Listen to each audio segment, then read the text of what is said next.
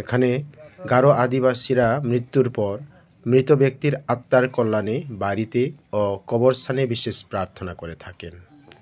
কবর দেওয়ার পূর্বে মৃত ব্যক্তির মা অথবা সে গোত্রের বয়সে প্রবীণ মহিলা আত্মীয় রাং বা কাঁসা বোল বিশেষ এমন এক পাত্রে মৃত ব্যক্তিকে গোসল করান।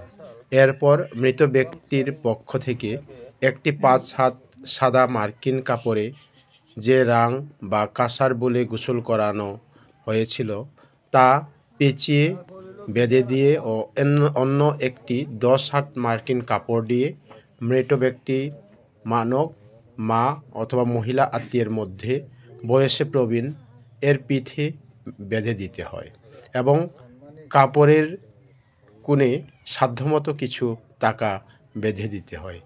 একেই গারো ভাষায় দিব্রা চিকিত্রা বলা হয়। এক্ষেত্রে 5 হাত মার্কিন কাপড়কে বারেক এবং 10 হাত মার্কিন কাপড়কে বাসেক বলা হয়।